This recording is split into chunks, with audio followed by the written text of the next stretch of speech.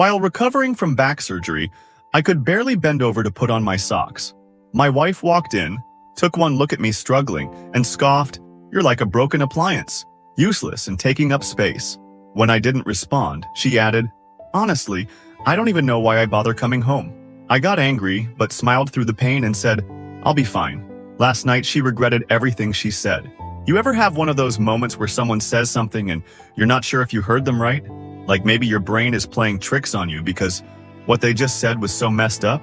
Yeah, that happened to me 3 weeks ago. For context, I, 38M, had a pretty gnarly back surgery 6 weeks ago. Herniated disc from lifting a heavy box the wrong way. Not going into too much detail about what I do for work, but let's just say physical labor has been my bread and butter for almost 2 decades. Anyway, I've been stuck at home recovering. The first month was brutal. Couldn't even get to the bathroom without wanting to scream. Things got a bit better by week 5, but I still couldn't bend over without feeling like someone was jabbing knives into my spine. So there I was, sitting on the edge of our bed, trying to put on my damn socks. Such a simple thing, right? Something you do every day without thinking. But when your back is fucked, it becomes this whole ordeal. Pamela, 36F, my wife of 8 years, walks in and just stands there watching me struggle. I'm sweating, grinding my teeth, using this grabber thing the hospital gave me to try and hook my sock. Not exactly my proudest moment. And then she says it. "You're like a broken appliance, useless and taking up space." I froze, like completely froze. Did my wife of 8 years just compare me to a broken toaster or something? I looked up at her, thinking maybe she was joking in that dark humor way some couples have. But nope, her face was dead serious, annoyed even. When I didn't respond, "Honestly, what do you even say to that?" She doubled down. "Honestly, I don't even know why I bother coming home." That's when something inside me just snapped, not in a rage way, more like a switch flipped. I smiled through the pain, told her I'll be fine, but inside, I was done. The thing is, our marriage hasn't been sunshine and rainbows for a while now. Once I got hurt and the paychecks stopped being as regular, Pamela started showing this side I never knew existed. The eye rolls when I asked for help, the sighs when I mentioned medical bills, the constant reminders that she was carrying all the weight now. I'm not gonna lie, I felt like shit, useless, a burden. But hearing her actually say it out loud, that hit different. After she left for work, I just sat there, sock still in my hand, thinking about how we got here. When did my wife start seeing me as an appliance rather than a partner? When did in sickness and in health turn into, "You better be financially useful or you're garbage"? My brother Jared came by that afternoon to check on me. He could tell something was off, and eventually I spilled everything. His reaction told me all I needed to know. The look of absolute shock on his face confirmed this wasn't normal marriage stress talk. "Bro, that's straight up emotional abuse," he said. "You wouldn't talk to a dog like that, let alone your husband, who's recovering from surgery." He helped me put things in perspective, made me realize this wasn't the first time she'd been cruel, just the most blatant. All those jokes about me being the weaker link, comments about other guys who make more money, comparing me to her friends' husbands who have real careers. It had been building up. What really got me thinking was when Jared asked a simple question. "What would you tell me if Vicky talked to me like that?" Vicky's his wife, sweetest person ever. I immediately said I'd tell him to stand up for himself, that nobody deserves that kind of treatment. Funny how clear things become when you step outside yourself. That night, I decided to start documenting everything. Call me paranoid, but something told me I needed proof of how she was treating me, so I installed a voice recorder app on my phone. Didn't have to wait long. The very next day, she came home from shopping with bags from fancy stores BTW despite our supposed tight budget because of my medical bills, and I asked if she could grab me some water since I was doing my physical therapy exercises. God, it's like having a child. At least kids eventually grow up and stop needing you for everything. Caught that one crystal clear on the recording. Over the next week, I got plenty more. Complaints about having to work so hard while I lay around all day, as if recovery is a vacation. A phone conversation with her friend where she called me damaged goods. Her telling me that other wives would have left by now. Each comment was like another brick in a wall I was building between us. Mentally preparing myself for what I needed to do. The financial stuff was what really pushed me over the edge though. While looking for an insurance document on her laptop, which she left open, I found our bank statements. Turns out, while I've been pinching pennies and feeling guilty about medical expenses, she's been transferring chunks of our emergency fund to her personal account, the same account she's been using for spa days, expensive lunches, and online shopping. I didn't confront her, not yet. Instead, I called my mom, Mabel, who's always been straight with me, even when it hurts. I explained everything, and she confirmed what I was already feeling. This marriage wasn't just going through a rough patch, it was toxic. Anthony, she said, marriage is about lifting each other up when one falls down, not kicking them while they're already hurting. Mom helped me get in touch with a lawyer friend who gave me some free advice about protecting especially since I'm vulnerable right now with the injury and limited income. Meanwhile, I started being strategic. I redirected my disability payments to a new account, made copies of important documents, collected evidence of her spending habits versus her public complaints about supporting me. Throughout all this, the hardest part was pretending everything was normal, smiling through her jabs, thanking her for the bare minimum help, acting like I didn't see her contempt. Yesterday marked 3 weeks since the broken appliance comment. 3 weeks of planning, documenting, and coming to terms with the fact that my marriage was over. Pamela came home late, tipsy from happy hour with coworkers. She started in again about how unfair her life had become, how she was stuck with half a husband. I sat there, nodding, recording everything on my phone in my pocket. Then she said something that confirmed I was making the right decision. Sometimes I wish you'd never wake up from that surgery. Would have been easier to collect insurance and start over with someone who can actually be a man. I think she expected me to either explode or break down crying. Instead, I just looked at her calmly and said, I think we need to talk about our future. The look on her face when she realized I wasn't going to just take it anymore was something I'll never forget. That was last night. Today, everything changes. I've made some calls, set some things in motion. My brother is coming over to help with the next steps. She has no idea what's coming, but trust me, she's about to regret every single word. I'll update when I can. But for now, just know that being physically broken doesn't mean you have to let someone break your spirit too. Update 1. First off, thanks for all the comments and DMs on my last post, NGL. It helped knowing I wasn't overreacting to the whole broken appliance situation. Some of you called it emotional abuse right away. Took me longer to accept that label, but yeah, you were right. So, it's been about 2 weeks since my last post. A lot has happened, and I'm still processing most of it. But I promised an update, so here goes. The morning after I posted, I woke up early despite barely sleeping. My back was killing me. Stress makes the pain worse, go figure. But I had this weird sense of calm, like when you finally decide to jump off the high dive after hesitating for ages. Terrifying, but also relieving. Pamela had already left for work, not even bothering to check if I needed anything before she went. That had become our new normal. I spent the morning on the phone with my sister Vicky, who drove over immediately after hearing what was going on. She's always been the practical one in our family, and she showed up with breakfast and a notebook, ready to make a game plan. We spent hours going through our finances on my laptop. What we found made me feel sick. Beyond the transfers to her personal account I'd already discovered, Pamela had opened a completely separate credit card in her name and had been putting charges on it for months. Fancy restaurants when she claimed to be working late, online shopping sprees, even a weekend trip with her friends that she told me was covered by her work, all while making me feel guilty for the cost of my pain medications. The worst part? She'd been skimming from the account where I'd been putting aside money for my mom's assisted living facility. Mom doesn't know, and she never will if I can help it.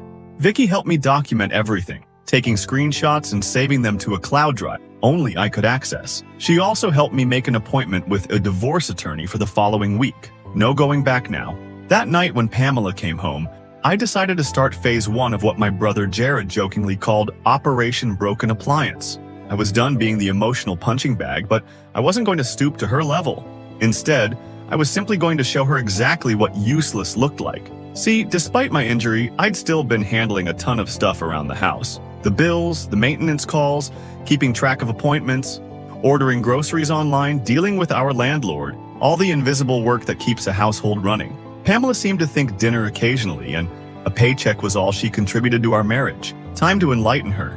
When she asked about dinner, I just shrugged and said I hadn't ordered anything. She made some snarky comment about how I couldn't even handle food delivery, and I just nodded and said, yeah, guess I'm pretty useless right now. The next morning, the shower drain clogged, something I normally would have fixed in 10 minutes. When she complained, I just shrugged and said I couldn't bend down with my back. Maybe call a plumber? She huffed about the expense and ended up going to her mom's to shower before work. Day by day, I just stopped doing all the things I'd been pushing through, pain to accomplish. The Wi-Fi bill came due and I didn't pay it. Service cut out during her favorite show. The car started making that weird noise again, the one I usually took care of before it became a problem. The grocery delivery I normally scheduled didn't arrive. The trash didn't go out. With each small domestic crisis, her frustration grew. And each time, I just gave her a calm look and reminded her of her own words. Broken appliance, remember? Can't expect much from damaged goods. The real wake-up call came when the toilet in our only bathroom backed up on a Sunday night. Usually, I'd grab the plunger and handle it, bad back or not, because that's what partners do. This time, I just hobbled to my brother's place down the street to use his bathroom and stayed there overnight, leaving her with the mess. I got 12 texts and 6 missed calls that night. I responded to none of them. Things escalated when she found out I'd moved my disability payments to my new private account. She came home early from work, face all red, waving her phone with the bank app open. She demanded to know where our money was going. I pointed out very calmly that it was my disability money, not ours, just like the money she'd been transferring to her private account was apparently hers, not ours. That's when she realized I knew about her secret spending. The look on her face shifted from anger to this weird panic. For the first time since my surgery, she seemed to understand she was on shaky ground. Meanwhile, I had my consultation with the attorney. Turns out, documenting emotional abuse and financial infidelity can make a huge difference in divorce proceedings. Being the one with medical issues that she openly mocked also didn't look great for her. My recordings were apparently legal in our state since our home is a one-party consent situation. The attorney advised me to continue gathering evidence, but warned me not to empty joint accounts completely or do anything that could be seen as financial abandonment. Solid advice. I wasn't looking to screw her over, just to protect myself and get out with my dignity. My follow-up doctor's appointment showed my back was actually healing well, despite the stress. The doctor mentioned that attitude and emotional state can impact physical recovery and asked if everything was okay at home. For the first time, I was honest about what was happening. He added a note to my medical records about potential domestic stress affecting my recovery, more documentation for the divorce. Last weekend was the breaking point. Pamela's car wouldn't start, that issue I'd been ignoring, and she missed some important brunch with her friends. She came storming in, blaming me for not taking care of the car maintenance like I always did. I just looked at her and asked why she would expect a broken appliance to fix her car. The words hung in the air between us. For a brief moment, I saw something flicker across her face. Recognition, maybe? Shame? But it was quickly replaced by defensiveness.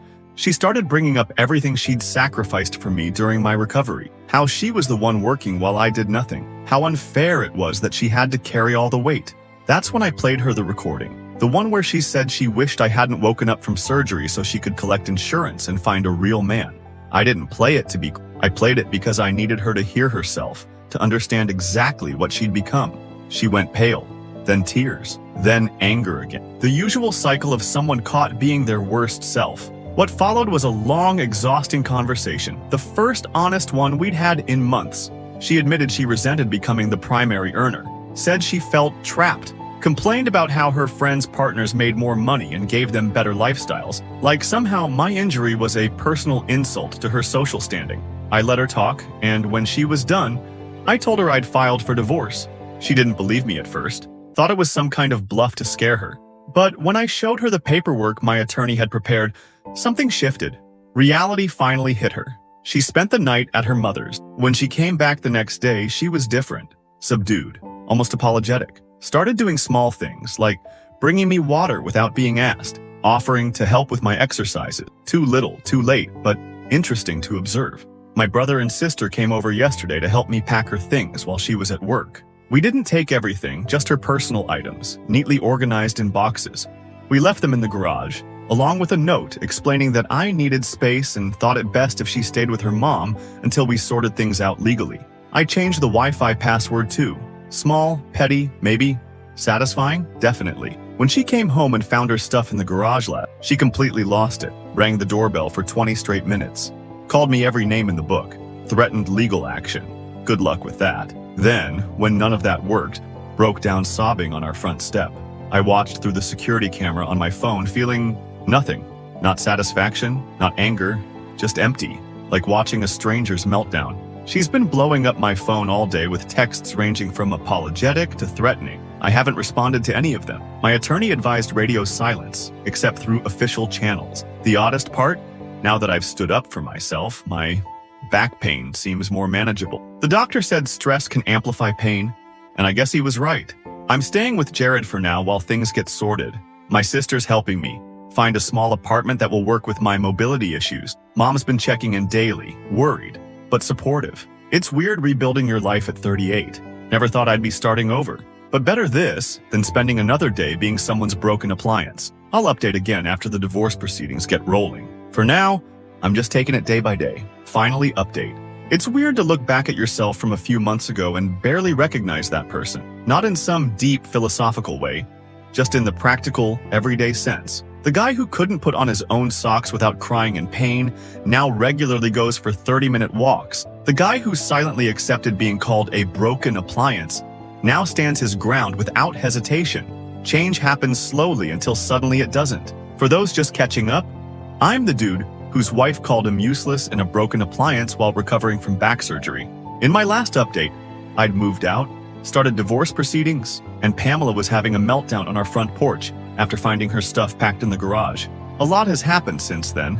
The week after I moved to Jared's place, Pamela switched tactic. The angry texts stopped, replaced by these weird, overly sweet messages, like someone had kidnapped my actual wife and replaced her with an AI chatbot programmed to sound caring. She was suddenly concerned about my recovery, asking if I needed anything, reminiscing about good times, classic love bombing, according to the therapist I started seeing. I didn't respond to any of it. My attorney had been crystal clear. Communicate only through official channels. Every message, every voicemail went straight into my evidence folder. Then came the flying monkey. First was her mom calling me, trying to convince me that Pamela was just stressed. Didn't mean those horrible things. I respected my mother-in-law enough to be straight with her. Told her I had recordings of everything, including Pamela wishing I hadn't woken up from surgery. Dead silence on the phone after that. Next came the mutual friends. One after another, they reached out. Some genuinely concerned, others clearly fed Pamela's twisted version of events. I got tired of explaining myself individually, so I created a private group chat. Told them I appreciated their concern, but that they didn't have the full picture, and I wasn't going to badmouth Pamela to win people over. Most backed off. A few didn't. Those few got blocked. About 3 weeks after moving out, I got a message from Pamela's sister Santiago, was having a small dinner party and had invited both of us, not realizing our situation. Apparently, Pamela was planning to attend and hadn't told her family about our separation. I thought about skipping it, but then had a better idea. Time for the recordings. I showed up to the dinner a little late. The look on Pamela's face when I walked in, absolute panic. Santiago hugged me, asked how my recovery was going. I said better every day, which was true. The physical therapy was finally working, and I could move without constant pain. Dinner was awkward AF. Pamela kept trying to act like everything was normal, doing this weird performance of the supportive wife, asking if I was comfortable, if I needed another pillow for my back. Her sister and brother-in-law exchanged confused glances. They knew something was off, but couldn't put their finger on it. After dessert, Santiago asked how things were going with it. Before Pamela could jump in with some fake story, I calmly said we were getting divorced. The room went dead silent. Pamela immediately tried damage control, spinning some tale about how my back pain had made me depressed and irrational, how she'd been nothing but supportive during my recovery, how shocked and blindsided she was by all this. That's when I pulled out my phone. I told everyone I wasn't there to create drama, but I also wasn't going to let Pamela rewrite history. Asked if they wanted to know the real reason our marriage ended. Santiago nodded, looking genuinely concerned. I played 3 recordings. Just 3. The broken appliance comment, the one where she complained about having to work so hard while I lay around all day, and the kicker, her wishing I hadn't woken up from surgery so she could collect insurance money. I'll never forget the looks on their faces. Santiago had tears in her eyes. Her husband looked like he wanted to crawl under the table, and Pamela looked like she'd seen a ghost. Her own voice, her own words, playing back in a room full of people who loved her. When the recordings ended, I didn't say anything, just put my phone away and waited. Santiago asked Pamela if that was really her voice. Pamela tried to claim the recordings were edited or taken out of context. Her brother-in-law, who works in audio production, shook his head, said they sounded completely authentic. I left shortly after, thanking them for dinner. Santiago hugged me at the door, whispered that she was sorry. I told her none of this was her fault.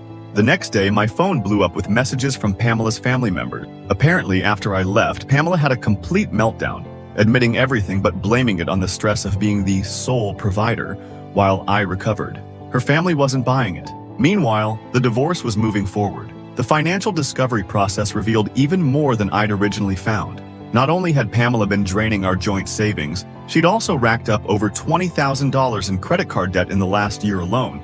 Debt she'd been hiding from me. Designer clothes, high-end makeup, weekend trips with friends she'd told me were work events. My attorney was practically giddy. In our state, hiding assets and deceiving a spouse about finances is taken very seriously in divorce proceedings, especially when one partner is medically vulnerable. The real turning point came during mediation. Pamela showed up with this aggressive attorney, ready to fight for her fair share of our assets. Then my attorney played more recordings and presented the financial evidence. It was like watching someone deflate in real time. By the end of the 4-hour session, Pamela had agreed to a settlement that basically gave me everything I asked for. My full share of our legitimate joint assets, no alimony either way, and she would be responsible for the secret credit card debt she'd accumulated. The judge signed off on everything last week. 8 years of marriage, dissolved in a 10-minute hearing. Throughout all of this, my back kept getting better. The physical therapist says I'm recovering faster than expected now that the stress is gone. I can bend over to put on my own socks now. Small victory, but it feels huge. I found a small apartment with an elevator and no stairs. Jared and Vicky helped me move in last weekend. It's nothing fancy, but it's mine. No one here calls me useless or broken. My mom came to visit yesterday. She brought homemade food and fussed over my furniture arrangement. She didn't say, "I told you so" about Pamela, even though she never fully warmed to her. Instead, she helped me hang pictures and set up my new smart home system so I can control lights and stuff on days when my back acts up. I ran into Pamela at the grocery store 2 days ago. Awkward doesn't begin to cover it. She looked rough, like she hadn't been sleeping well. She tried to start a conversation, asked how I was doing. I kept it brief but civil, told her I was doing fine, which was true. As I was leaving, she blurted out that she missed me, that she was sorry, that she'd been in therapy and realized how toxic she'd become. I just nodded and said I hoped therapy helped her become a better person. Then I wished her well and walked away. No anger, no satisfaction in her pain. Just nothing. It was like talking to a distant acquaintance from high school. Later that night, scrolling through Netflix trying to find something to watch, I realized something. I wasn't angry anymore, not at Pamela, not at myself for putting up with her treatment for so long, just free. My therapist says that's a good sign, that holding on to anger only hurts yourself in the end. I'm not quite at forgiveness yet, but I'm getting to indifference, which is its own kind of peace. It's been 11 weeks since my surgery now. The doctor says I'm healing well, ahead of schedule. I've started swimming at the local gym. Best exercise for back recovery. Sometimes I catch people looking at my surgical scar in the locker room, but I don't mind. Scars are just evidence you've survived something. I'm taking things day by day. Made some new friends at a back pain support group I found through a Reddit recommendation. Started cooking again. Nothing fancy, just simple meals that don't require standing too long. Downloaded a dating app but haven't opened it yet. Baby steps. Vicky thinks I should write about my experience for one of those self-help blogs. I'm not sure about that, but sharing here has been therapeutic. Knowing I'm not alone, that other people have survived similar situations, makes a difference. Last night I was watching TV when an appliance commercial came on. It was for some fancy smart refrigerator that basically does everything but cook the food for you. The announcer called it the hardest working appliance in your home. And I laughed. Actually laughed out loud, alone in my apartment. Because that's what I was to Pamela. Just an appliance. Something useful until it breaks down. Not a partner. Not a person with feelings and value beyond what I could provide. She thought I was a broken appliance taking up space. Turns out I was the foundation holding everything together. And now she gets to live with that realization every day. Me? I'm nobody's appliance anymore, just a guy who can finally put on his own socks again.